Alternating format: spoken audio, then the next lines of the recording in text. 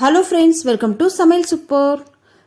ரொம்ப ஹெல்த்தியான side dish recipe தாங்க பார்க்க போகிறோம். கோவக்காய் பொரியல் ரொம்ப ஹெல்த்தியானது. நீங்களும் இதே போல் செய்து பாருங்கள், டேஸ்ட் அருமையாக இருக்கும். வாங்க இதை எப்படி செய்யுதுன்னு பார்க்கலாம். வீடியோக்குள்ளே போகலாம். இதுக்கு முதல்ல ஸ்டவ் ஆன் பண்ணிட்டு கடாய் வச்சுருக்கேங்க. இதில் ஒரு 4-5 டேபிள் ஸ்பூன் அளவுக்கு குக்கிங் ஆயில் சேர்த்துருக்கேன். எண்ணெய் சூடானதும் 1/2 டீஸ்பூன் அளவுக்கு கடுகு சேர்த்துக்கலாம். கடுகு படப்படன்னு பொரிய ஆரம்பிக்கும் போதே 1 டேபிள் ஸ்பூன் அளவுக்கு உளுத்தம்பருப்பு சேர்த்துருக்கேன். கூடவே 2 கொத்தளவு கருவேப்பிலை.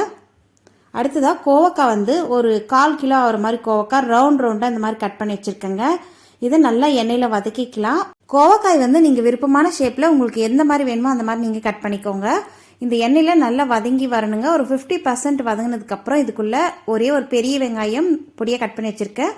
ஒரு 6-7 பல் பூண்டு அம்மியில் தட்டி வச்சுருக்கேங்க. இப்போ இந்த வெங்காயத்தையும் பூண்டையும் ஒன்றாவே சேர்த்துக்கலாம். ஒரு 50% கோவக்காய் வதங்கினதுக்கப்புறம் இந்த வெங்காயம் பூண்டு நம்ம சேர்த்து வதக்கணுன்னா இதுவும் நல்லா வதங்கிடும். நம்ம முதல்ல வெங்காயம் பூண்டு சேர்த்துட்டோம்னா கோவக்காய் வதங்காதுங்க. அதனால தான் இப்போ சேர்த்துருக்கேன். 1/4 டீஸ்பூன் அளவுக்கு மஞ்சத்தூள், தேவையான அளவுக்கு கல்லுப்பு சேர்த்துட்டு திரும்பவும் இதை நல்லா வதக்கிக்கலாம். இந்த வெங்காயம் பூண்டெல்லாம் சேர்த்தோம் இல்லைங்களா, அது எல்லாமும் சேர்ந்து கோவக்காயோட சேர்ந்து நல்லா வதங்கி வரணும். அதனால இன்னும் ஒரு 2 நிமிஷத்துக்கு வதக்கிக்கலாங்க. மீடியம் டு ஹை ஃப்ளேமில் வச்சு நீங்கள் கிட்ட இருந்தே கூட இந்த மாதிரி கலந்து விட்டுட்டே இருக்கலாம். இல்லை மூடி போட்டு கூட நம்ம வதக்கிக்கலாம். இதை அப்படியே மூடி போட்டு வைக்கலாம். ஒரு 2-3 நிமிஷம் கழிச்சு ஓப்பன் பண்ணி பார்க்கலாங்க. நடுவில் மட்டும் நீங்கள் ஓப்பன் பண்ணி பார்த்து கலந்து விட்டுக்கோங்க. பாருங்கள், நல்லா வதங்கி வந்துருச்சு. நிறம் மாறி வந்திருக்கு இல்லையா, இந்த அளவுக்கு வதங்கிடணும். நம்ம சேர்த்த வெங்காயம் பூண்டு கோவக்காயெல்லாம் நல்லா வதங்கி வந்துடுச்சு. இப்போ இதுக்குள்ளே தேவையான அளவுக்கு மிளகாய் தூள் சேர்த்துக்கலாங்க. மிளகாய் தூள் நம்ம முதல்ல சேர்த்துட்டோம்னா காய் வதங்காது. அதனால தான் காய் நல்லா வதங்கினதுக்கப்புறம் நம்ம இதுக்குள்ளே மிளகாய் தூள் சேர்த்தோன்னா சரியாக இருக்கும். இப்போ தேவையான அளவுக்கு மிளகாய் தூள் சேர்த்துக்கலாம். நான் 1/2 டீஸ்பூன் அளவுக்கு மிளகாய் தூள் சேர்த்துருக்கேன். சேர்த்துட்டு நல்லா கலந்து விட்டுட்டு தண்ணி லேசாக ஒரு 1/2 டம்ளர் ஆகிற மாதிரி தெளித்து கலந்து விட்டு மூடி வச்சிடலாங்க. கோவக்காய் சீக்கிரம் வெந்துடும். நம்ம இதுக்கு தக்காளி சேர்க்கக்கூடாது, ஏன்னா கோவக்காயிலே புளிப்புத்தன்மை இருக்கும். அதனால் தக்காளி தேவைப்படாது. நல்லா கலந்து விட்டு வச்சு பாருங்கள். இப்போ அப்படியே மூடி போட்டு வேக வச்சுக்கலாம். நல்லா தண்ணி ட்ரை ஆகிற அளவுக்கு ஒரு 2 நிமிஷம் 3 நிமிஷம் இருந்தாலே போதும். பாருங்கள், கோவக்காய் நல்லா வெந்து வந்திருக்கு. அவ்வளோதான், தண்ணி ட்ரை ஆகிடுச்சு இல்லைங்களா. இப்போ இன்னும் 1 நிமிஷம் அப்படியே கடாயில் விடலாம். இன்னும் லைட்டாக கொஞ்சம் ஈரப்பதம் இருக்குது இல்லைங்களா, ஓப்பன்லேயே விட்டுடலாம். அடுத்ததாக ஒரு 50 கிராம் ஆகிற மாதிரி வேர்க்கடலை வறுத்து எடுத்து வச்சுருக்கேன். வறுத்த வேர்க்கடலை எடுத்துருக்கேங்க.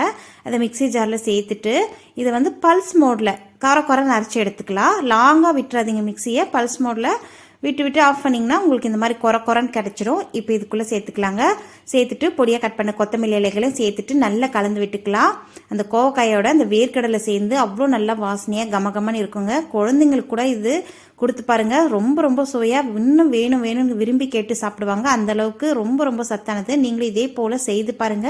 வெண்டைக்காய் பொரியல் எப்படி செய்யறதாங்க பார்க்க போறோம். வெண்டைக்காய் பொரியல் அந்த நிறம் மாறாம பச்சை கலர்ல எப்படி செய்யறதா பார்க்க போறோம். டிப்ஸ் அண்ட் ட்ரிக்ஸோட சொல்லியிருக்கேன். அதனால வீடியோ ஃபுல்லாக பாருங்கள், அப்போ தான் புரியும். இதை ஃபாலோ பண்ணி செய்து பாருங்கள். வெண்டைக்காய் பொரியல் பர்ஃபெக்டாக பச்சை கலரில் நல்லா வரும். வாங்க இதை எப்படி செய்யுதுன்னு பார்க்கலாம். வீடியோக்குள்ளே போகலாம். இதுக்கு முதல் ஸ்டவ் ஆன் பண்ணிட்டு கடாய் வச்சிருக்கேங்க. இதில் ஒரு 5 டேபிள் ஸ்பூன் அளவுக்கு குக்கிங் ஆயில் சேர்த்துருக்கேன். 1/4 கிலோ வெண்டைக்காவை இந்த மாதிரி ரவுண்டாக கொஞ்சம் குட்டியாக கட் பண்ணியிருக்கேங்க. வெண்டைக்காயை சேர்த்துட்டு நல்லா வதக்கிக்கலாம். வெண்டைக்காய் நல்லா வதங்கி வரணும். அதனால மீடியம் டு ஹை ஃப்ளேமில் வச்சு கிட்ட இருந்தே நீங்கள் வதக்கிக்கலாம். பாருங்கள், இந்த அளவுக்கு வதங்கி வந்திருக்கு. ஒரு 3 நிமிஷத்தில் இந்த அளவுக்கு வதங்கியிருக்கு. வெண்டைக்காய் அந்த வழவழப்பு தன்மை நூலாக தெரியுது பாருங்க, இந்த அளவுக்கு இருக்கு. இன்னும் அந்த வழவழப்பு தன்மை இல்லாம நல்லா வதக்கிக்கணும். வெண்டைக்காய் நம்ம தண்ணியில 2 டைம் அலசுறோம் இல்லைங்களா, அலசினதுக்கு அப்புறம் நல்லா ட்ரை பண்ணி வச்சிருங்க. நம்ம பொரியல் பண்றதுக்கு ஒரு 1/2 hour 1 hour முன்னாடியே வெண்டைக்காய் அலசி ஒரு ஹோல்ஸ் இருக்கிற பாத்திரத்துல போட்டு வச்சுட்டோம்னா தண்ணி ஃபுல்லா ட்ரை ஆயிடும். அதுக்கப்புறம் நம்ம கட் பண்ணி செஞ்சோம்னா அந்த கலர் மாறாம நல்லா இருக்குங்க. வெண்டைக்காய் சுத்தமா ட்ரை பண்ணிட்டு அதுக்கப்புறம் கட் பண்ணிக்கோங்க. பாருங்க, வழவழப்பு தன்மை எல்லாம் போயிடுச்சு. இப்போ ஒரு வெங்காயம் பொடியை கட் பண்ணி வச்சு சேர்த்துட்டு 4 பல் பூண்டு பொடியை கட் பண்ணி சேர்த்திருக்கேன். 1/4 டீஸ்பூன் அளவுக்கு மஞ்சத்தூள், தேவையான அளவுக்கு சால்ட் இப்போ சேர்த்துக்கோங்க. வெண்டைக்காய் நல்லா வதங்கினதுக்கு அப்புறம் சால்ட் சேர்த்துட்டு இதை நல்லா கலந்து விட்டுக்கலாங்க. திரும்பவும் இது ஒரு 2 நிமிஷம் நல்லா வதக்கிக்கலாம். இந்த வெங்காயம் எல்லாம் நல்லா வதங்கணும். நம்ம இன்னும் தாளிக்கல, தாளிப்பு லாஸ்டா தான் தாளிச்சு மேலே போட போறோம். பாருங்க, இந்த அளவுக்கு வெண்டைக்காய் நல்லா வெங்காயத்தோட சேர்ந்து வெங்காயம் பூண்டெல்லாம் சேர்த்துருந்தோம் இல்லையா, நல்லா வதங்கி வந்துடுச்சு. இப்போ இதுக்குள்ள 1/2 டீஸ்பூன் அளவுக்கு மிளகாய் தூள் சேர்த்துக்கலாங்க. சேர்த்துட்டு நல்லா கலந்து விட்டுட்டு மூடி போட்டு ஒரு 2-3 நிமிஷம் சிம்ல வச்சிருங்க. அதுக்கப்புறம் ஓப்பன் பண்ணி பார்த்தோன்னா வெண்டைக்காய் நல்லா வெந்துட்டு இருக்கும். வேணும்னா கடைசியா கொஞ்சோண்டு தேங்காய் துருவல் சேர்த்துக்கலாம். அது ஆப்ஷனல் தான். நான் சேர்க்க தான் போறோம். மூடி போட்டு விட்டுலாங்க. வெந்ததுக்கு அப்புறம் பார்க்கலாம். பாருங்க, ஒரு 2 நிமிஷம் ஆயிடுச்சு. ஓப்பன் பண்ணி பார்க்கலாம். வெண்டைக்காய் நல்லா வெந்துட்டு இருக்கு. இப்போ பொடியை கட் பண்ண கொத்தமல்லி இலைகள் சேர்த்துக்கலாம். நான் பக்கத்தில் சின்ன கடாயில் தாளிச்சு வச்சுருந்தேங்க. கொஞ்சோண்டு எண்ணெய், கொஞ்சம் கடுகு, உளுத்தம்பருப்பு சேர்த்து கருவேப்பிலை கொஞ்சம் சேர்த்து தாளிச்சு வச்சுருந்தேன். அதையும் சேர்த்துட்டு தேங்காய் திருவல் ஒரு 3 டேபிள் ஸ்பூன் அளவுக்கு தேங்காய் திருவல் சேர்த்துக்கலாம். அவ்வளோதாங்க. நல்லா கலந்து விட்டுட்டு இறக்கிக்கலாம். ரொம்ப ரொம்ப சுவையான சத்தான வெண்டைக்காய் பொரியல் ரெடி ஆயிடும். வாழைக்காய் தொக்கு வறுவல் எப்படி செய்து தான் பார்க்க போறோம். எப்பயுமே செய்யறதோட இது ஒரு டிஃப்ரெண்டா இருக்கும். கண்டிப்பா நீங்களும் இதே மாதிரி செய்து பாருங்க. சாம்பார் சாதம், ரசம் சாதம், தயிர் சாதத்தோட எல்லாம் சாப்பிட நல்லா இருக்கும். வாங்க இது எப்படி செய்யுதுன்னு பார்க்கலாம். இதுக்கு முதல்ல ஒரு 6-7 பல் பூண்டு எடுத்திருக்கேங்க. கூடவே ஒரே ஒரு பெரிய வெங்காயம் கட் பண்ணி வச்சிருந்தேன். இப்போ இந்த பூண்டையும் வெங்காயத்தையும் கொரன்னு அரைச்சி எடுத்துட்டு வந்துடலாம். தண்ணி எதுவும் சேர்க்காம பல்ஸ் மோட்டில் கொடுத்து நல்லா கொரன்னு அரைச்சிக்கலாம். பாருங்கள், இந்த மாதிரி அரைச்சாச்சு. அடுத்ததாக ஸ்டவ் ஆன் பண்ணிட்டு கடாய் வச்சிருக்கேன். இதில் 4 டேபிள் ஸ்பூன் அளவுக்கு குக்கிங் ஆயில் சேர்த்துருக்கேங்க. எண்ணெய் சூடானதும் 1/2 டீஸ்பூன் அளவுக்கு கடுகு, 1/4 டீஸ்பூன் அளவுக்கு சீரகம், 3/4 டீஸ்பூன் அளவுக்கு உளுத்தம்பருப்பு, ஒரு கொத்து அளவுக்கு கருவேப்பிலை சேர்த்துருக்கேன். இப்போ நம்ம அரைச்சி வச்சிருக்கோம் இல்லையா, அந்த விழுதையும் சேர்த்துட்டு வதக்கிக்கலாம்.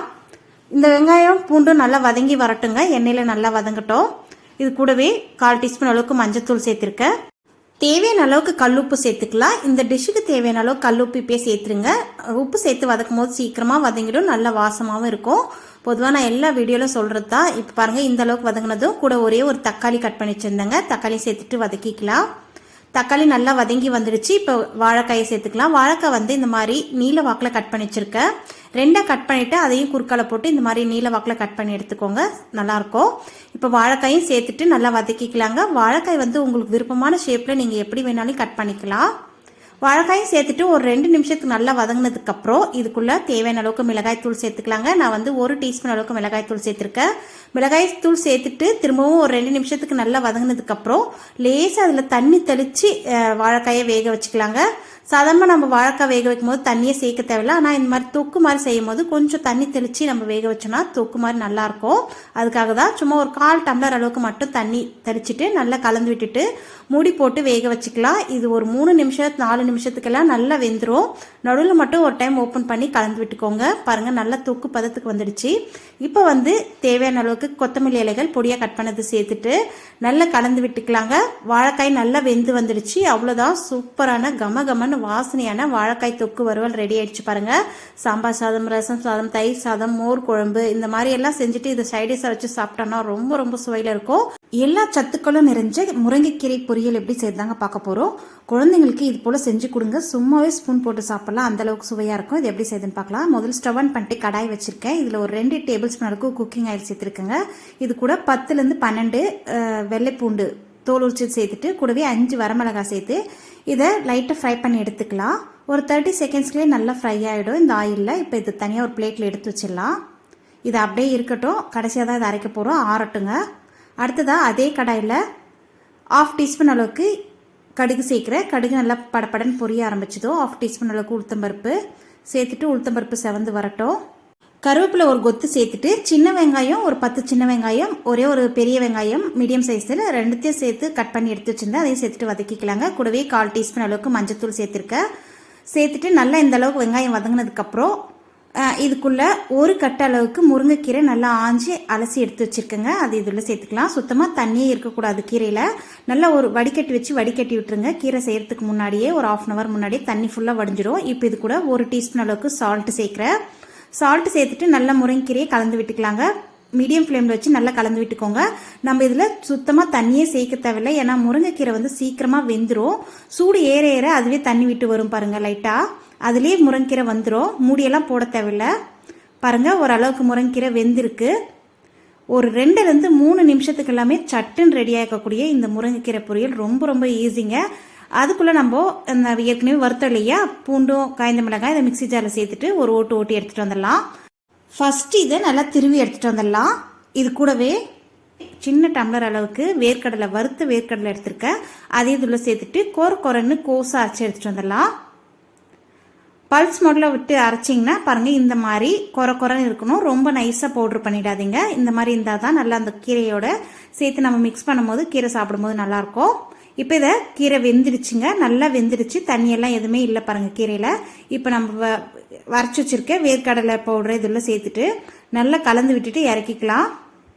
முருங்கைக்கீரையில் தண்ணி சேர்த்துட்டிங்கன்னா அது ரொம்ப நேரம் தண்ணியில் கொதிச்சு அது சுண்டி வரத்துக்கே ரொம்ப நேரம் ஆகும். அதே போல் கீரையினுடைய அந்த பசுமை தன்மையும் மாறிட்டு கீரை சாப்பிடும் போது கசப்பு தன்மை வந்துடும். அதனால் இதே போல் செய்துருங்க. முருங்கைக்கீரை சட்டுன்னு வெந்துருங்க. டேஸ்ட்டும் இதே போல் செஞ்சிங்கன்னா ரொம்ப ரொம்ப சூப்பராக இருக்கும்.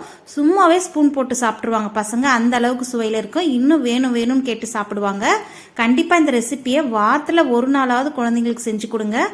ஹெல்த்தியானது கூட, வேர்க்கடலை எல்லாம் சேர்த்து செஞ்சுருக்கிறதுனால ருசியும் பலமாக இருக்கும்.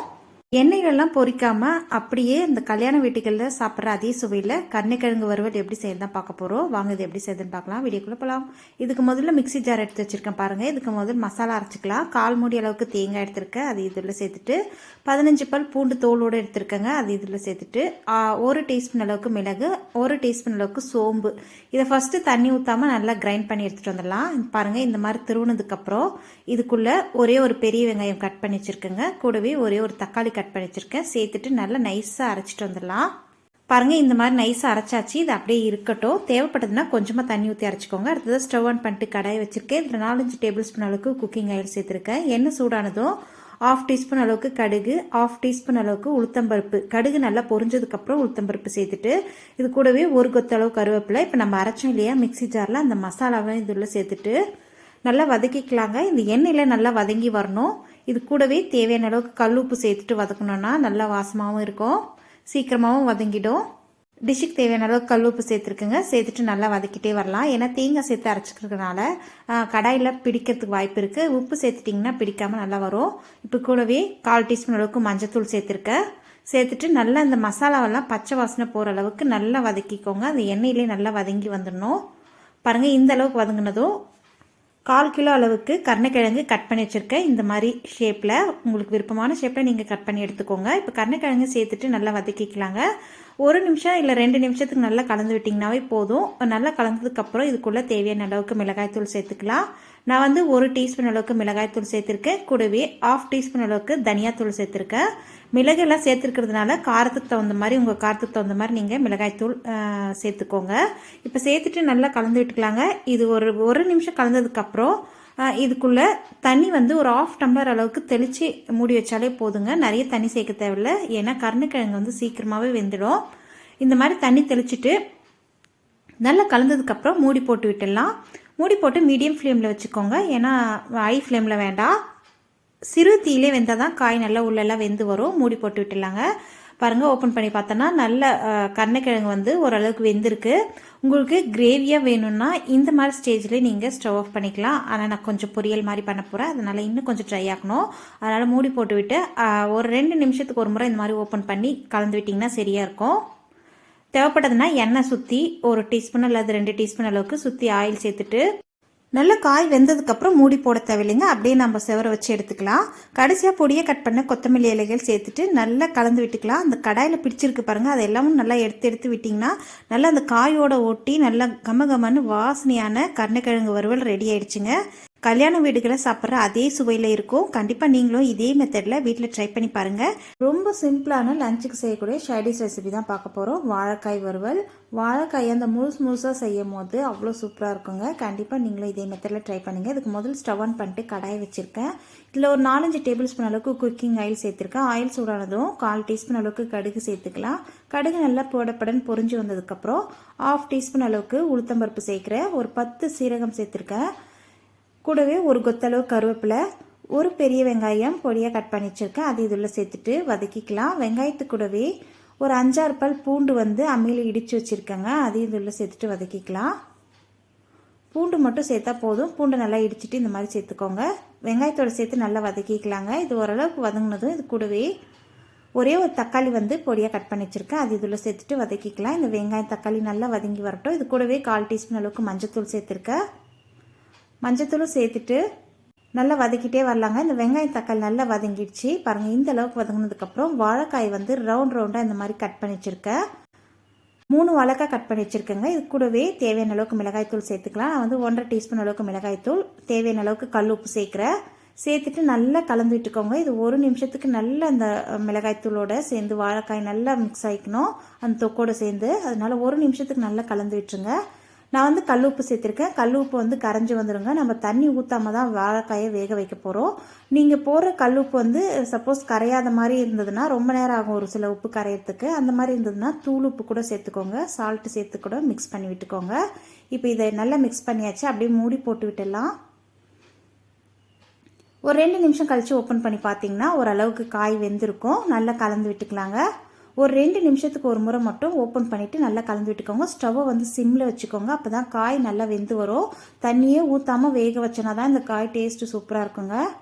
வாழைக்காய் வந்து சீக்கிரம் வெந்துடும். அதுக்காக தண்ணியே சேர்க்க தேவையில்லை. தண்ணி ஊற்றாமையே இந்த மாதிரி சிம்மில் வச்சு மூடி போட்டு திருப்பி விட்டோன்னாவே நல்லா காரம் உப்பெல்லாம் நல்லா ஏறி மசாலா ஏறி வாழைக்காய் நல்லா வெந்து வந்துடும்.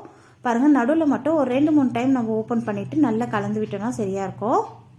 தேவைப்பட்டதுன்னா எண்ணெய் வந்து சேர்த்துக்கோங்க. நான் ஃபஸ்ட்டே எண்ணெய் சேர்த்ததுனால நடுவில் சேர்க்கல, அதுவே கரெக்டாக இருக்கும். அப்பப்போ இந்த மாதிரி திருப்பி விட்டாலே சரியாக இருக்கும். பாருங்கள், ரொம்ப சூப்பரான சைடிஷ்ங்க இது. ஒரு 10லேருந்து 15 நிமிஷத்துக்கு எல்லாமே ரெடி ஆகிடும். சிம்மில் வச்சு வறுத்தோன்னா அந்த உப்பு காரெல்லாம் வாழைக்காய் உள்ள ஏறி அவ்வளோ டேஸ்ட்டாக இருக்கும். பாருங்கள், வாழைக்காய் வந்து வெந்துடுச்சு தெரியுதுங்களா? நல்லா வாழைக்காய் வெந்து உள்ளெல்லாம் நல்லா மசாலா ஏறி இருக்கு. இதுக்கு மேலே நம்ம மூடி போட தேவையில்லை. அப்படியே மூடி ஓப்பன் பண்ணிவிட்டு அப்பப்போ நீங்கள் கலந்து விட்டுட்டு நல்லா உங்களுக்கு எந்த அளவுக்கு ட்ரைனஸ் வேணுமோ அந்த அளவுக்கு நீங்கள் ட்ரை பண்ணி எடுத்துக்கலாம். இந்த அளவுக்கு எனக்கு வாழைக்காய் வெந்து வந்திருக்கு. அவ்வளோதாங்க. நான் ஸ்டவ் ஆஃப் பண்ணிவிட்டேன். கடைசியாக பொடியாக கட் பண்ண கொத்தமல்லி இலைகளை சேர்த்துட்டு நல்லா அந்த கடாயில் பிடிச்சிருக்கிறது எடுத்து விட்டுருங்க. அவ்வளோ சுவையான வாழைக்காய் வறுவல் ரெடி ஆயிடுச்சு. நீங்களும் இதே போல் ட்ரை பண்ணி பாருங்கள். கசப்பே இல்லாத அகத்திக்கீரை பொரியல் எப்படி செய்தாங்க பார்க்க போகிறோம். சுத்தமாக கசப்பே இருக்காது. இந்த விதத்தில் செஞ்சு பாருங்கள். குழந்தைங்கள்லேருந்து பெரியவங்க வரைக்கும் எல்லாருமே விரும்பி சாப்பிடுவாங்க. இந்த கீரை வந்து 15 நாட்களுக்கு ஒரு முறை சாப்பிட்டா உடம்புக்கு அவ்வளோ நல்லது. குடற்புண்கள், வாய்ப்புண்ணு எல்லாம் எல்லா பிரச்சனையும் தீரும். வயிற்று உபாதை பிரச்சனை எல்லா பிரச்சனைகளுக்கும் இது தீர்வு காணுங்க. கண்டிப்பாக இந்த கீரையை நீங்களும் ட்ரை பண்ணி பாருங்கள். வாங்க இது எப்படி செய்யுதுன்னு பார்க்கலாம். வீடியோக்குள்ளே போகலாம். இதுக்கு முதல் ஸ்டவ் ஆன் பண்ணிட்டு கடாய் வச்சுருக்கேன். இதில் ஒரு 3 டேபிள் ஸ்பூன் அளவுக்கு குக்கிங் ஆயில் சேர்த்துக்கலாம். எண்ணெய் சூடானதும் 1/2 டீஸ்பூன் அளவுக்கு கடுகு சேர்த்துக்கலாம். கடுகு நல்லா படப்படன்னு பொரிய ஆரம்பிக்கும் போதே 1/4 டீஸ்பூன் அளவுக்கு சீரகம், 1 டேபிள் ஸ்பூன் அளவுக்கு கடலைப்பருப்பு, 1/2 டேபிள் ஸ்பூன் அளவுக்கு உளுத்தம்பருப்பு, காரத்துக்காக 2 காய்ந்த மிளகாயை 2-3 கிள்ளி இருக்குங்க, அதையும் சேர்த்துட்டு ஃப்ரை பண்ணிக்கலாம். அந்த பருப்பு செவந்ததும் கூடவே 2 பெரிய வெங்காயம் பொடியாக கட் பண்ணி வச்சுருக்கேன். ஒரு 15 பல் பூண்டு வந்து தோல் உரிச்சு எடுத்து வச்சுருக்கேங்க. பூண்டு வெங்காயத்தையும் சேர்த்துட்டு அந்த பருப்போடு சேர்த்துட்டு நல்லா வதக்கிக்கலாம். பூண்டு கொஞ்சம் எக்ஸ்ட்ரா சேர்த்துக்கோங்க, கீரைக்கு ரொம்ப ருசியாக இருக்கும். பாருங்கள், இந்த அளவுக்கு வதங்கினதும் இது கூட வந்து ஒரு பெரிய கட்ட அளவுக்கு அகத்திக்கீரை நல்லா ஆஞ்சிட்டு அந்த கீரை வந்து பொடியாக கட் பண்ணி ஒரு 2 டைம் தண்ணியில் அலசி எடுத்து வச்சுருக்கேங்க. அதை சொல்ல சேர்த்துக்கலாம். கீரையில் சுத்தமாக தண்ணியே இருக்கக்கூடாது.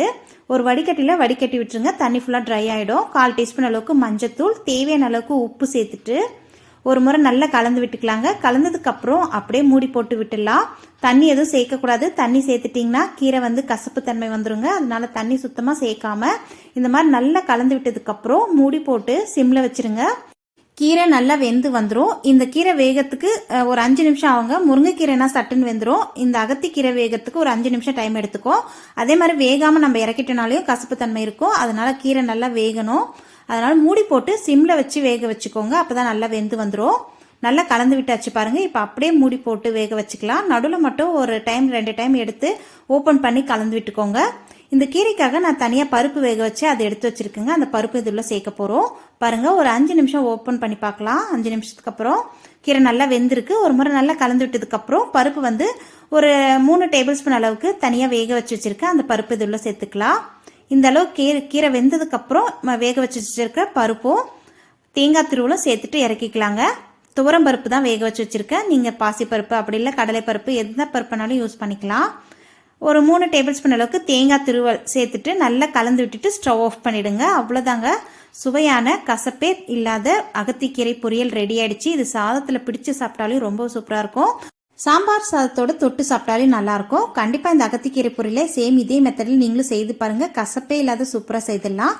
சத்து மிகுந்த இந்த அகத்திக்கீரை பொரியல் ரெசிபி உங்களுக்கு பிடிச்சிருந்தா வீடியோக்கு ஒரு லைக் கொடுக்க மறந்துடாதீங்க. ஃப்ரெண்ட்ஸ் அண்ட் ரிலேட்டிவ்க்கு ஷேர் பண்ணிக்கோங்க. நம்ம சமையல் சூப்பர் சேனலுக்கு இப்போ தான் புதுசாக வந்திருக்கீங்கன்னா நம்ம சேனலை சப்ஸ்கிரைப் பண்ணிட்டு கூடிய ஆல் என்ற பெல்லையும் கிளிக் பண்ணி வச்சுக்கோங்க. இன்னொரு இன்ட்ரெஸ்டிங்கான ரெசிபியோட சந்திக்கிறேன். நன்றி, வணக்கம்.